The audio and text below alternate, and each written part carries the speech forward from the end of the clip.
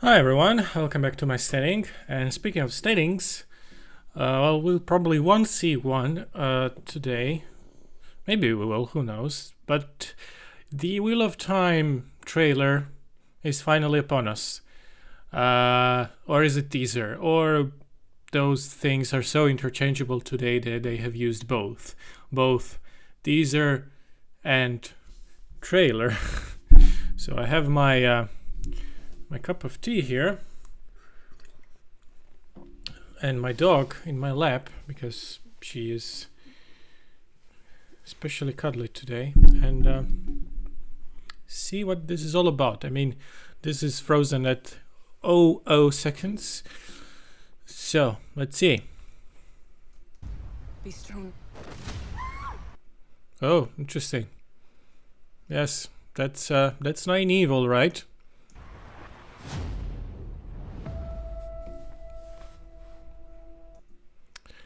The landscape looks very well done. Two rivers. Here it is. The wheel of time turns. Okay, hold on. Let's check. I wanted to. Oh yeah. The look at architecture at Emmons Field, I suppose. Nice tree, people. My concern is I hope they don't make it too medieval, because one of the things I did enjoy about the books the most is that it wasn't medieval. It was like early Renaissance era, something like that, maybe like 16th, 15th century ish, but not medieval. Wheel of time turns. Oh, so these are Taviran. I suppose on the left is Perrin. Not looking very buff, but I mean, he is wearing baggy clothes, so what do I know? And ages come and pass,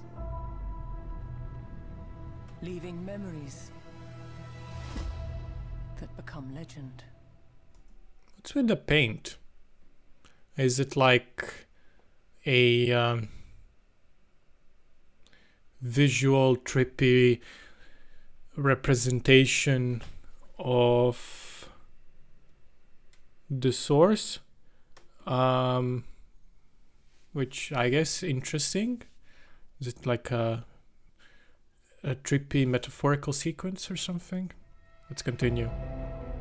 Yes, based on the best selling book series. And this looks like what, Sheogu? Ooh. Here it is, Moraine. Yeah. All over the world there are different names for it. Okay. All over the world there are different names for it. So we have what I assume different Aja here. Moraine in the middle being blue, the reds, the whites. Yeah. Okay. This set does look kind of set-y. Which I assume is in the White Tower. It looks kind of a bit like a movie set, maybe too much, but I'm being nitpicky. But it's one thing. One power. Ooh. Oh! So this is the visual for the source. Okay, for the weaves. Okay, now this is cool. And women who can touch it. I want to see it The world, again. there are different names for it. But it's one thing. Okay. One power. Yeah, this is rad. Yeah, it's not over the top, but it's still very striking with the white tendrils. Cool. And women who can touch it. We protect the world.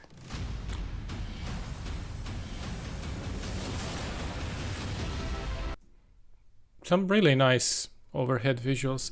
What I wanted to say is, and this is not a this is not a strike or a criticism against the actors in any way. I recall reading that the showrunners have said they do not want to try and replicate the Aes Sedai agelessness look to them. Because in the books, Aes Sedai are constantly described as being ageless and looking different from people their age. So like when you age past your quote-unquote prime and you're Aes Sedai, you still look young, but it looks slightly uncanny. Like this, the eyes look as they would, but the rest of you, like the skin and everything, is slightly unnatural.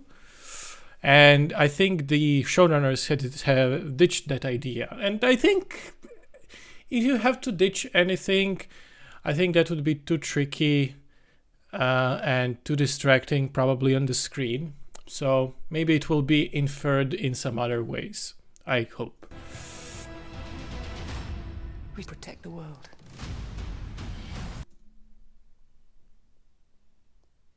What did I want to say? Yeah, Perrin Zax, I think that was. One power. And women who can touch it. We protect the world. I have to say that X looks kind of lame. It looks kind of lame. I'm sorry, I have to say it.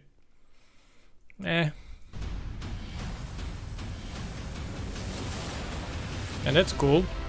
And the vistas are really nice, especially this Rand shooting and stuff. Oh.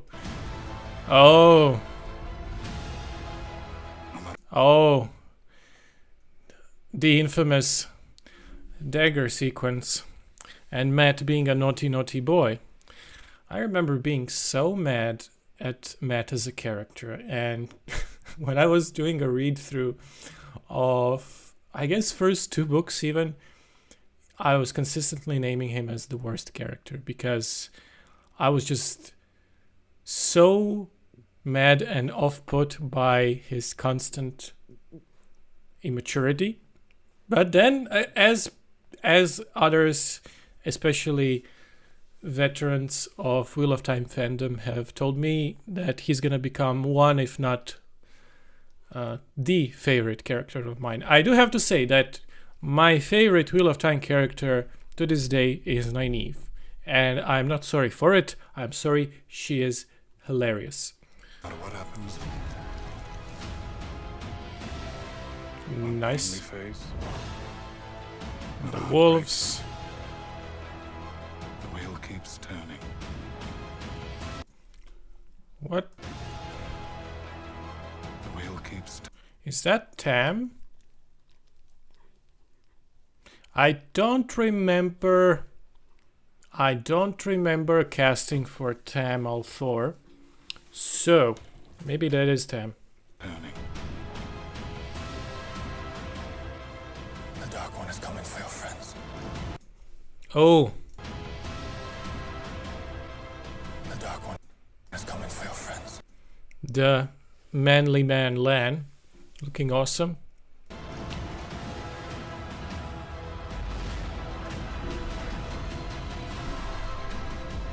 The last battle is coming. The only thing that Trollocs. matters is what These are kind of just silhouettes. Let's try and see. the last battle is coming. Yeah, still silhouetted. I do wonder if they're gonna have different types of Trollocs, because in the books there are different breeds. Like some look like satyrs, some look more beastly, some look less beastly, and these look very vague and very out of focus, so I can't tell. The only thing that matters is what you do. Whatever happens now, there's no turning back. Oh, are those the ways? Whatever happens now, there's no turning back.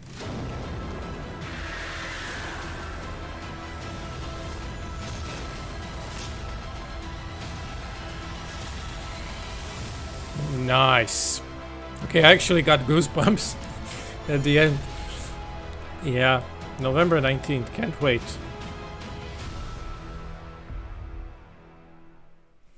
Okay, this was awesome. Yeah, we saw a bunch of stuff. We saw Taviran, we saw the White Tower, we saw Tar Valon from afar. We didn't see Loyal, unfortunately, no steadings.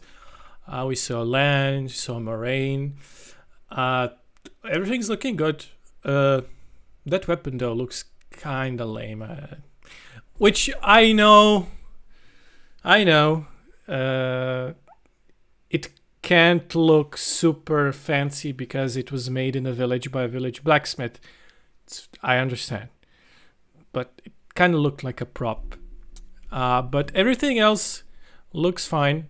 I do still think that, or rather I hope that they don't go stereotypically medieval with the rest of the sets and everything. Because, okay, Emond's Field is literally in the middle of nowhere.